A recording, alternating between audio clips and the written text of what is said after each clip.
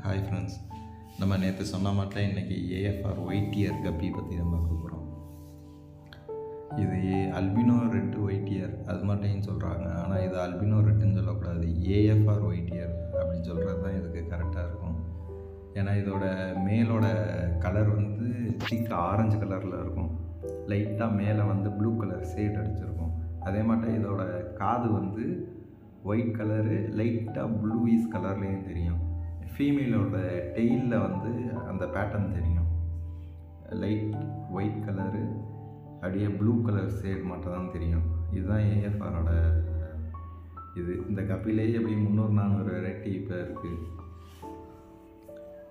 இந்த கப்பி வந்து தாய்லாந்தில் தான் முதல்ல ப்ரீட் பண்ணி எடுத்தாங்க. டேங்க் ப்ரீட் தான், இதுவும் ஹைப்ரிட் வெரைட்டியை சேர்ந்தது தான். இதுவும் மிச்ச கப்பிகளுக்கு உள்ள மட்டும் தான் குணாதிசயம் இருக்கும்.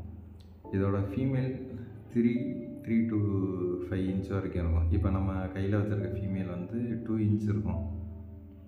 ஃபுல் எக்லோடடாக தான் இருக்குது. இதோட மேலே உள்ள ஃபின்லேயும் பாருங்கள், அந்த ஒயிட் கலர் ஷேடு தெரியும். அதே மாதிரி இதோட மேல் வந்து 2 இன்ச் வரைக்கும் வளரும். நம்ம நேற்று பார்த்த மேல் மாட்டை இருக்காது, இது வந்து 2 இன்ச் வரைக்கும். ரெட் கொய் வந்து மேல் வந்து 1.5 இன்ச் தான் வளரும்.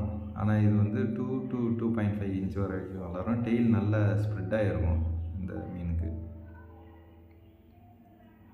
ஆனால் இது குட்டியை வந்து நல்லா வேட்டையாடும். குட்டியை பார்த்துருச்சுனாலே இது சாப்பிடும். எனக்கு என்ன, நான் இப்போ வளர்க்குறதுலேயே இந்த மீன் தான் குட்டியை அதிகமாக சாப்பிடும். அதிகமாக சாப்பிட்னா பார்த்தா விடாது அந்த மாட்டை இந்த மீன்.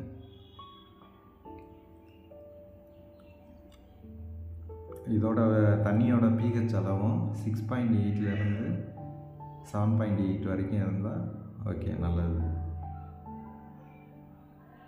ஓவர் ஆல்கேயும் வரக்கூடாது, ஓவராக அமிலத்தன்மையாகவும் இருக்கக்கூடாது. அதான் pH அளவு வந்து கம்மியாச்சுன்னா அமிலத்தன்மை அதிகமாக உள்ளதுன்னு அர்த்தம். pH வந்து அதிகமாக இருந்துச்சுன்னா ஆல்கே அதிகமாக இருக்குன்னு அர்த்தம். ரொம்ப ஆல்கேயும் இருக்கக்கூடாது, ரொம்ப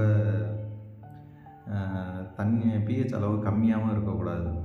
இதுக்குள்ளே இடையில இருந்தால் ஓகே தான். அதே மாதிரி 22 to 28 இதோட